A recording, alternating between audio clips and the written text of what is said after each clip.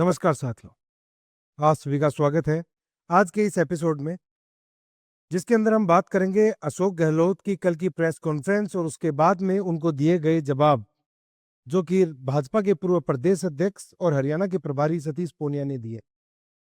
साथियों, कल राजस्थान के पूर्व मुख्यमंत्री अशोक गहलोत ने एक प्रेस कॉन्फ्रेंस रखी। प्रेस कॉन्फ्रेंस में तमाम पत्रकारों को बुलाया गया और उनसे तरह तरह की बातें करने की बात करी गई थी। लेकिन इन सब के बीच मैं आप सभी को बता दूं कि गहलोत बड़े ही चुटीले अंदाज में, बड़े ही शातिराना तरीके से एक बात अपनी निकाल गए, जिस बात के लिए वो आए थे। अशोक गहलोत सूबे के 3 बार मुख्यमंत्री रह चुके हैं। सतीश पूनिया जी की अनुसार 29 साल की उम्र में वो इंदिरा गांधी की कैबिनेट के अंदर मंत्री बन गए थे। उन्हें सदा से सत्ता में रहने का शौक रहा है। अशोक गहलोत 3 बार राजस्थान के मुख्यमंत्री रहे, इस समय सत्ता से बाहर हैं। लेकिन उसके बावजूद आज अगर हम देखें तो अशोक गहलोत विपक्ष के अंदर काफी एक्टिव नजर आ रहे हैं, और इसका सीधा सा कारण है मुख्यमंत्री भजनलाल शर्मा की कार्यशैली और साथ ही में सचिन पायलट की कांग्रेस आलाकमान से बढ़ती नजदीकियां। साथियों, जैसा हमने पिछले कुछ दिनों देखा, सचिन पायलट विधानसभा के अंदर भी आए थे एक मुद्दा उठाने के लिए। उसके बाद में वो 2-3 रैलियां करी और उसके बाद वो वापस छत्तीसगढ़ की तरफ चले गए। वैसे देखा जाए तो सचिन पायलट वाले मामले के अंदर, जैसा पिछले दिनों कोर्ट ने कहा था कि ऐसे कोई मामले नहीं मिले, ऐसे कोई सबूत नहीं मिले कि 2020 में अशोक गहलोत की सरकार को टोपल करने का, या यूं कहें उसको बदलने का, या कोई साजिश थी, कोई षड्यंत्र था। लेकिन अशोक गहलोत है कि उस बात को, कोर्ट के आदेश को, कोर्ट की बात को मानने को तैयार नहीं है। और या यूं कहें अशोक गहलोत की बात कुछ हद तक सही भी है, क्योंकि अभी तक सिर्फ एक मामले के अंदर कोर्ट ने यूं कहा है कि उन्हें ऐसे कोई सबूत नहीं मिले हैं। बल्कि एक दूसरा मामला, आप स्वयं सोचिए, राजस्थान के मुख्यमंत्री रहते हुए उन्होंने अपने डिप्टी सचिन पायलट, जिसने प्रदेश अध्यक्ष रहते हुए कांग्रेस पार्टी को 21 सीटों से 99 सीटों पर लेकर आए, प्रदेश में सत्ता दिलाई, और उसके बावजूद 2 नंबर की उन्होंने कुर्सी स्वीकार करी। उस व्यक्ति को महज मिटाने के लिए उस समय अपने डिप्टी सीएम के ऊपर राजद्रोह तक का मुकदमा दर्ज करवाया। साथियों, सोचिए किस प्रकार की राजनीति करते हैं अशोक गहलोत, कि अपने ही मंत्रियों को, अपने ही लोगों को इस प्रकार से टारगेट करते हैं कि उनके साथ कोई रहना, कोई टिकना नहीं चाहता। कल भी अगर हम देखें तो उनके पास में बामनवास विधायक इंदिरा मीणा मौजूद थी, उसके अलावा कोई नहीं। और एक बात अगर आपने गौर करी हो कि अशोक गहलोत ने बड़े ही चतुराई से सिर्फ अपनी बातें करी, और उसके बीच में सचिन पायलट की बात एक पत्रकार से पूछ के, एक पत्रकार द्वारा सवाल पूछे जाने के ऊपर उसका जवाब दिया, और उसके अंदर वो बड़ी ही सधाई तरीके से कह गए कि उन्हें उस चीज से ज्यादा फर्क नहीं पड़ा है, क्योंकि अभी एक मामला और पेंडिंग है। इसका मतलब अशोक गहलोत अभी भी कॉन्फिडेंट है कि राजस्थान के अंदर सचिन पायलट के ऊपर मुकदमा लगातार जारी रहेगा, चलता रहेगा। और उसके साथ ही इसके अंदर जो केंद्रीय में मंत्री हैं गजेंद्र सिंह शेखावत, और इन्होंने गृह मंत्री अमित शाह के ऊपर भी आरोप लगाए, धर्मेंद्र प्रधान पर आरोप लगाए, इस प्रकार के जो इनके आरोप हैं सही साबित होंगे। साथियों, अगर हम देखें तो अशोक गहलोत ने कल अपनी जो प्रेस कॉन्फ्रेंस थी, उसके अगर हम नंबर वाइज अगर हम देखेंगे तो सबसे पहले उन्होंने, उनका सबसे बड़ा जो मुद्दा था वो था उनके सजातीय सूरजमाली की। पिछले कुछ दिनों कुछ लोगों ने हड्डियां तोड़ दी दोनों पैरों की, और उसके बाद वो उससे मिलने कपासन चित्तौड़गढ़ पहुंचे, जहां उनके परिजन धरना दे रहे हैं। वहीं सूरजमाली इस समय अस्पताल में अहमदाबाद में भर्ती है। साथियों, इसमें गौर करने वाली बात यह है कि अशोक गहलोत पहली बार इस तरह किसी धरने में शामिल हुए, जहां, क्योंकि एक तो उनकी जाति का मामला है, क्योंकि वो जातिगत समीकरणों से ऊपर उठते हुए हमेशा मुख्यमंत्री बने हैं। इस बार उन्होंने जो जातिगत जो फैक्टर देखा, उसके लिए वो कपासन चित्तौड़गढ़ पहुंचे सूरजमाली को न्याय दिलाने के लिए। लेकिन मेरा सवाल अशोक गहलोत से सिर्फ इतना है कि क्या आपको बाड़ी झालावाड़ के वो दिन याद नहीं जिस समय आप ही के विधायक मंत्री गिरिराज सिंह मलिंगा ने एएन हर्षाधिपति के शरीर की कितनी हड्डियां तोड़ दी थी?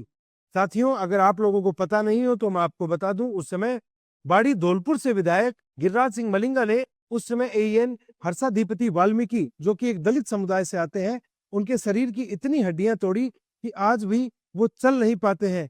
भगवान की दया से और डॉक्टरों के चमत्कार से वो बच गए, लेकिन उसके बावजूद आज भी हर्षाधिपति बेड रेस्ट पर है, वो आज भी चल नहीं पाते हैं, आज भी उन्हें न्याय का इंतजार है।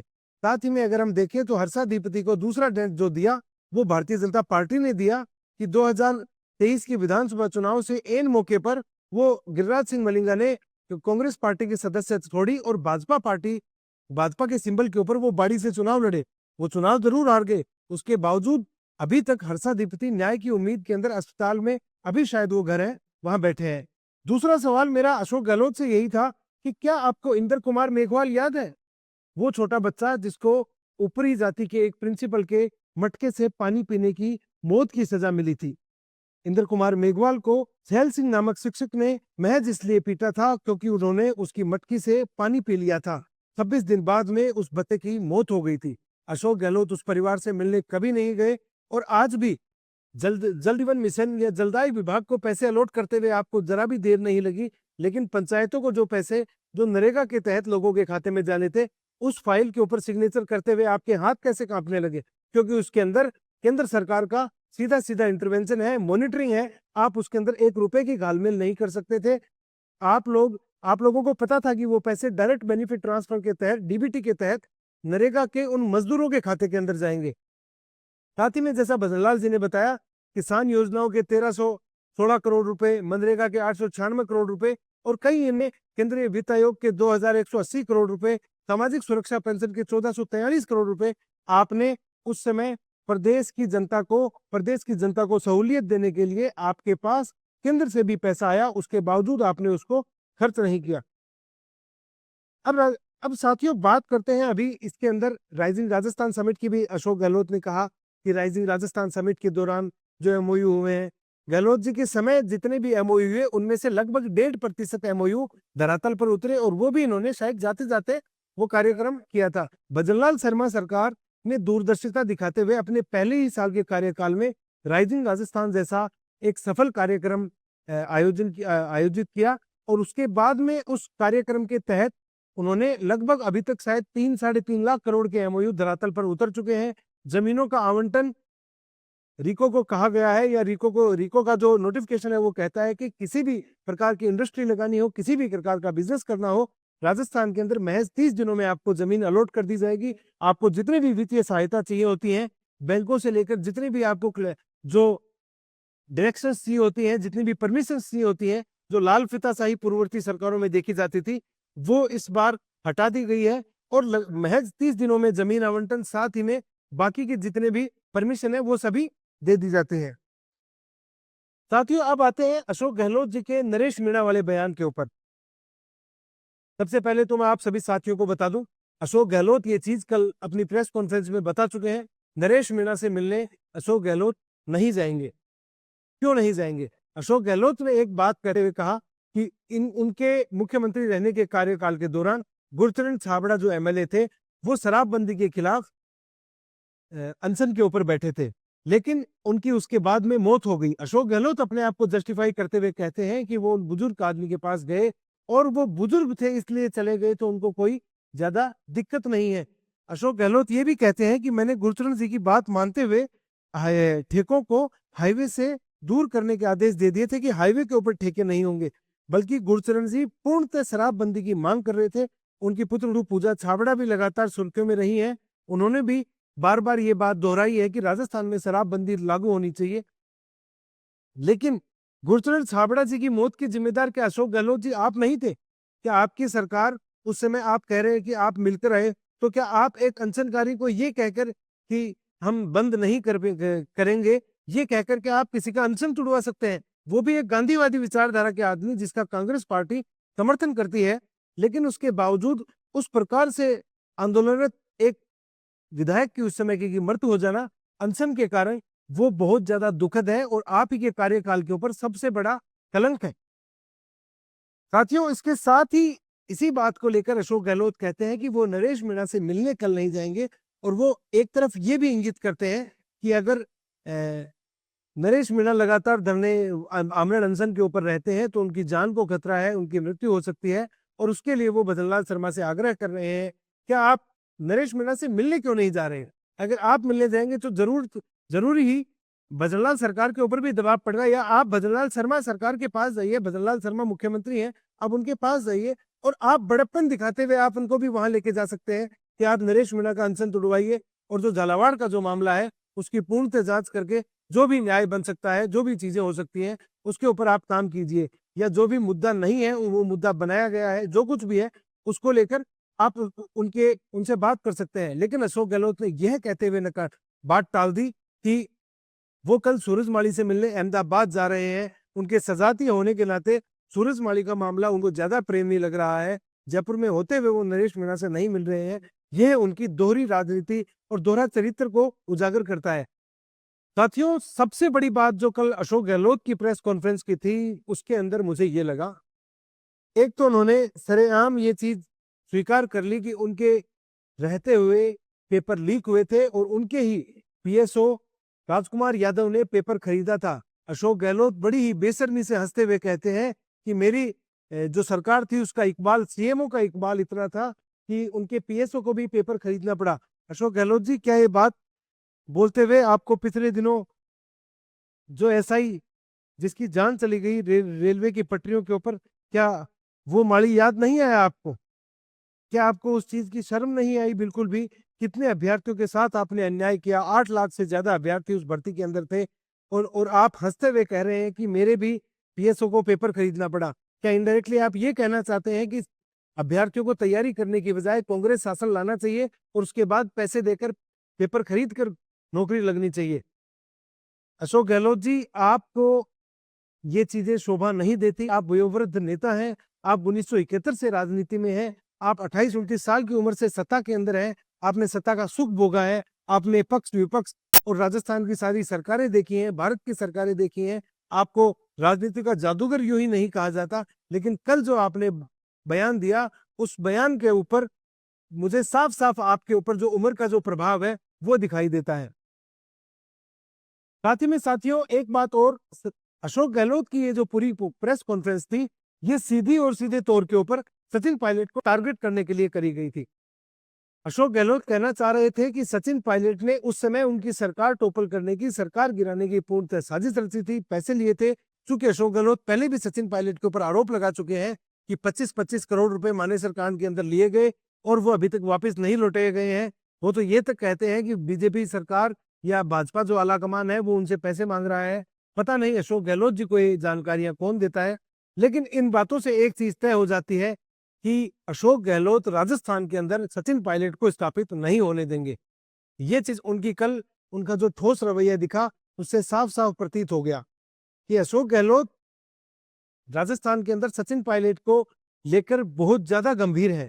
क्योंकि पिछले दिनों बातें चल रही थी कि सचिन पायलट को राजस्थान का प्रदेश अध्यक्ष बनाया जा सकता है, और चूंकि इस समय जो प्रदेश अध्यक्ष गोविंद सिंह डोटासरा है वो अशोक गहलोत के बेहद करीबी हैं और अशोक गहलोत द्वारा ही पोषित है कि उनको प्रदेश अध्यक्ष बनाए जाने में अशोक गहलोत का काफी बड़ा योगदान था। लेकिन बात करें सचिन पायलट की, तो सचिन पायलट इस समय कांग्रेस आलाकमान के खासे करीबी हैं। उनके जो मुद्दे हैं जो कल अशोक गहलोत ने नहीं उठाए, वो मुद्दे सचिन पायलट लगातार उठा रहे हैं। और सचिन पायलट को लेकर अशोक गहलोत ने लास्ट में भी एक बात कही कि उन्हें सिर्फ महज राजस्थान से सीमित रखा जाए, क्योंकि कई लोग कहते हैं कि अगर अशोक गहलोत उस समय राष्ट्रीय अध्यक्ष का पद अख्तियार कर लेते तो कांग्रेस की शायद हालत कुछ और होती। लेकिन अशोक गहलोत राहुल गांधी, प्रियंका गांधी और सोनिया गांधी के तले रहकर दबेल बनकर नहीं जीना चाहते अपने उम्र के इन अंतिम पड़ाव में। मैं अशोक गहलोत के पूर्णतः साथ हूं उस फैसले के लिए कि उन्होंने राष्ट्रीय अध्यक्ष के पद का त्याग किया, क्योंकि वो किसी भी दबाव में काम नहीं करना चाहते थे। और आज उनकी जीवन का जो एकमात्र लक्ष्य है कि सचिन पायलट किसी भी तरीके से राजस्थान में नहीं आए, राजस्थान में उनकी राजनीति नहीं चले। इसके लिए सचिन पायलट अच्छे खासे तौर पर समझ चुके हैं और अशोक गहलोत भी अच्छे खासे तौर पर समझ चुके हैं कि अगर वो सड़कों पर रहेंगे, सरकार को बार बार काउंटर करेंगे, तो सचिन पायलट की जो महत्वता है वो कम हो जाएगी और साथ ही में भजनलाल सरकार द्वारा किए जा रहे जितने भी विकास कार्य हैं उनको वो काउंटर कर सकेंगे। साथियों, अगले वीडियो में हम जानेंगे कि किस प्रकार से कल भाजपा के पूर्व प्रदेश अध्यक्ष सतीश पूनिया ने अशोक गहलोत को जवाब दिए, किस प्रकार से अशोक गहलोत में राहुल गांधी के वोट चोरी को मुद्दे को अशोक गहलोत खा गए, किस प्रकार से 2-4 बातें और थी, वो हम बात करेंगे दूसरे वीडियो में। तब तक के लिए नमस्कार। उस बच्चे के जो हत्यारा है, उस हत्यारे को आज भी सजा नहीं मिली है। वो मामला जातिगत रंग देकर उस मामले को दबा दिया गया उस मेघवाल परिवार के उस बच्चे को आज तक न्याय नहीं मिला। अशोक गहलोत जी सूरजमाली को न्याय दिलाने पहुंच गए। क्या ये दो लोग, क्योंकि मैं इस तरह के मुद्दे, इस तरह की बातें, इस तरह के लोग तो और भी गिना सकता हूं उस समय के, लेकिन मेरा सबसे बड़ा जो पॉइंट है इस समय वो यही है कि क्या आपको इंद्र कुमार मेघवाल और हर्षादीप्ते नहीं याद है? साथियों, अब बात करते हैं कन्हैयालाल मर्डर केस की। अशोक गहलोत आरोप लगाते हैं कि एनआईए ने हाथों हाथ मुकदमा ले लिया और उसके बावजूद उन लोगों को अभी तक सजा नहीं हुई। जैसा हम जानते हैं, भारत के अंदर न्यायपालिका जिस रफ्तार से काम करती है, जिस मजबूती के साथ काम करती है, उसमें हमें हमेशा पता है कि समय लगता है, न्याय मिलने में देरी होती है। लेकिन गहलोत जी, आप ये चीज मानने को क्यों नहीं तैयार कि आपकी पुलिस से कन्हैयालाल ने इतने दिन तक लगातार जो सुरक्षा की मांग करी थी, उसके बावजूद आपकी पुलिस ने उनको सुरक्षा देने से इनकार कर दिया था। आप ये बात कह के पल्ला नहीं झाड़ सकते कि आपने 51 लाख रुपए की मदद कर दी, उनके बच्चों को सरकारी नौकरी दे दी। आप इस चीज को क्यों नहीं स्वीकार करते कि आपके द्वारा फैलाए गए उस जाल ने कन्हैयालाल दर्जी की नृशंस हत्या करी? आपके द्वारा एक विशेष समुदाय को इतना ज्यादा संरक्षण दिया गया कि उस समुदाय को पता था कि उनके ऊपर कोई गाज नहीं गिरेगी। उनके कहे अनुसार, उनके सारे कर्मों के अनुसार, यूं कहे कन्हैयालाल दर्जी की हत्या करने में उन्हें जरा भी संकोच नहीं हुआ। बात करते हैं अशोक गहलोत के दूसरे बयान की, जिसमें वो कहते हैं कि कन्हैयालाल दर्जी भाजपा नेताओं के साथ दिखाई देते थे। उन्होंने वो गुलाबचंद कटारिया के साथ एक तस्वीर साझा करी है जिसके अंदर आरोपी दिखाई दे रहे हैं। लेकिन उसके जस्ट बाद में अशोक गहलोत ये भी स्वीकार करते हैं कि फोटो कोई भी कहीं भी खिंचा सकता है। तो फिर आपका क्या तात्पर्य है यहाँ ये फोटो दिखाने का? साथियों, इसके बाद में अगर हम बात करें तो अशोक गहलोत बात करते हैं सड़कों की, कि वो पिछले दिनों अलग अलग जिलों के दौरे पर रहे, फिर जयपुर में भी घूमे और सड़कें उनको टूटी हुई मिली। अशोक गहलोत जी खुद को क्या सुन पा रहे हैं ऐसा कुछ कहते हुए? क्योंकि सड़कें आप ही के कार्यकाल में बनी थी। मुख्यमंत्री भजनलाल शर्मा को आए हुए महज 1.5 साल हुआ है और उसके बावजूद उन्होंने इतने कार्य कर दिए हैं। लेकिन अगर आप बात सड़कों की करें तो जो इस मानसून में सड़कें बही हैं वो सारी आपके कार्यकाल में बनी थी। कई दिनों से आपके समर्थक भी कह रहे हैं कि एक ही बार क्या बनेगी सड़क, क्या बार बार नहीं बनेगी? जब केंद्रीय मंत्रालय, केंद्र की कई एजेंसियां, कई इंटरनेशनल संस्था ये कह चुकी हैं कि बारिश के दिनों में जल भराव जैसी समस्या वाले क्षेत्रों में आपको सीसी सड़कों का निर्माण करना चाहिए, जो डामर वाली सड़कें हैं उनसे बचना चाहिए, उसके बावजूद आपने वो डामर वाली सड़कें बनवाई जो बेहद ही निम्न स्तर की थी। वो इसी बार, पिछली बारिश में और इस बारिश में पूर्ण रूप से बह गई। लेकिन उनको वित्तीय सहायता प्रदान करते हुए आपको जरा भी संकोच नहीं हुआ। आपने आनन फानन में आचार संहिता लगने से महज शायद 1 या 2 दिन पहले आपने इतनी दमादम जो फाइलें पास करी, वित्तीय सहायता लोगों को प्रोवाइड करवाई, वो क्या आपको याद नहीं है? आप ही के सिग्नेचर है, ऐसी कई फोटोज हमारे पास मौजूद है जिसके अंदर आपने हाथों हाथ एक ही दिन, 2 ही दिन के अंदर सचिवालय से लेकर मुख्यमंत्री कार्यालय तक एक फाइल के ऊपर 8 अधिकारियों, 9 अधिकारियों के सिग्नेचर हो जाते हैं और फाइल पास हो जाती है। क्या ये भ्रष्टाचार का सीधा सा उदाहरण नहीं? जैसा कि सतीश पूनिया जी ने बताया, कल की प्रेस कॉन्फ्रेंस थी, उसमें उन्होंने कहा कि उस समय की ट्रांसपेरेंसी इंटरनेशनल जो एक स्वतंत्र संस्था है, उसने भारत की एक संस्था के साथ मिलकर उस समय 2018 से लेकर 2019 तक के भ्रष्टाचार के आंकड़े निकाले थे। और आपकी राजस्थान की सरकार उस समय राजस्थान पूरे भारतवर्ष में नंबर 1 पर 78% जितने भी काम थे वो भ्रष्टाचार या रिश्वत के थ्रू हो रहे थे। क्या आपको इस चीज का बिल्कुल भान नहीं था? आपको सब पता था अशोक गहलोत जी, आप ये सारी चीजें समझते हैं, सारी चीजें जानते हैं। लेकिन जैसा पूनिया जी कहते हैं, आप ये भी समझते हैं कि खबरों में कैसे बने रहना है, खुद के ऊपर लगे दागों को कैसे धोना है। जैसा आपने अपने जलदाय मंत्री महेश जोशी को सलाखों के पीछे पहुंचवा दिया, भ्रष्टाचार आप सबने मिलकर किया। 20,000 करोड़ का वो घपला राजस्थान की प्रदेश की जनता अभी भी भूली नहीं है। इसके बावजूद आपके मंत्री जेल चले गए, लेकिन आपने उस बात को जस्टिफाई किए रखा कि ऐसा कोई मामला नहीं था। क्या आपको याद नहीं कि पीतल की टोटियों की जगह आप लोगों ने प्लास्टिक के नल लगा दिए थे? अलवर, जयपुर के आसपास में लोगों के खेतों में ट्यूबवेल खोद दिए गए थे, या पुराने खोदे हुए ट्यूबवेलों को ट्यूबवेल दिखा दिया गया था। वो 20,000 करोड़ का आप लोगों का वो घोटाला, वो संपूर्ण प्रदेश की जनता ने देखा और महसूस किया। साथियों, बात करते हैं गहलोत जी के अगले, उन्होंने जो अगला आरोप लगाया, वो आरोप लगाया कि दूध वालों को पैसा नहीं दे रहे हैं। तो साथियों, मैं जैसा आपको अभी का जो आंकड़ा बता पा रहा हूं, उसके अनुसार ये है कि राजस्थान के अंदर सबसे पहले तो मंगला पशु बीमा एक योजना है, वो किसानों के लिए लागू हो चुकी है, जो पशुपालक है उनके लिए लागू हो चुकी है। दूसरी बात अगर मैं बताऊं नवभारत टाइम्स की एक रिपोर्ट है जिसके अंदर कहा गया कि 468 करोड़ रुपए राजस्थान सरकार ने chief minister milk producer support scheme के अंडर में उन्होंने बांट दिए। राजस्थान की सरकार ने, भजनलाल शर्मा की सरकार ने जिस प्रकार से बताया है कि 183.22 करोड़ रुपए डायरेक्ट बेनिफिट ट्रांसफर के तहत दूध उत्पादकों के खाते में भेजे गए। राजस्थान सरकार ने वो पैसे दलालों के या दूसरे जो लोग घूमते हैं उनके खातों में नहीं डाले, जो सही में जो पशुपालक है, सही में जो दूध उत्पादन करते हैं, उनके खातों के अंदर वो पैसे गए। और जो 5 रुपए की आपने बात करी थी, उसको भजनलाल सरकार ने 7 रुपए प्रति लीटर करते हुए किसानों के खाते के अंदर वो पैसे भेजे हैं। और साथ ही में 600 करोड़ रुपए का बजट एलोकेट हो चुका है, जिसके तहत किसानों को जो सपोर्ट स्कीम है वो मिलेगी। साथ ही में मैं आपको बता दूं साथियों कि इंश्योरेंस कवर दिया गया है 33,000 दूध उत्पादकों को, जो कि 3 लाख रुपए का है। पर हर दूध उत्पादक को तकरीबन 3 लाख रुपए का बीमा दिया गया है। साथ ही में गोपाल क्रेडिट कार्ड के तहत 1 लाख रुपए हर डेयरी फार्मर को दिए गए हैं, जो कि ब्याज रहित है। आप इस चीज का ध्यान रखिए कि मैं ये जितनी भी जो बातें बता रहा हूं ये फैक्ट है, आप इन्हें गवर्नमेंट की वेबसाइट पर जाकर चेक कर सकते हैं। साथ ही में अगर मैं बात करूं तो नए डेयरी प्रोसेसिंग प्लांट्स लगाए गए हैं, जो कि जैसे कि अलवर हो गया, उदयपुर, बांसवाड़ा, भरतपुर और सवाई माधोपुर के अंदर नए डेयरी प्लांट्स लगाए गए हैं। साथ ही में साथियों, ये जो 7 रुपए प्रति लीटर की जो बात करी गई है, ये अभी बॉर्डर स्टेट्स, बॉर्डर जो डिस्ट्रिक्ट्स हैं उनके अंदर दिए गए हैं, जैसे उदयपुर, बांसवाड़ा, बाड़मेर और जालोर के किसानों को ये पैसे ट्रांसफर किए जा रहे हैं। ये तो हुई दूध वालों की बात करते हैं इनके मनरेगा की बात। तो साथियों, अगर आपने भजनलाल शर्मा का एक बयान सुना हो, विधानसभा में खड़े होकर उन्होंने एक बात कही थी कि राजस्थान सरकार जाते जाते 16,500 करोड़ रुपए पंचायतों के बकाया छोड़कर गई थी। क्या अशोक गहलोत जी आपको ये याद नहीं?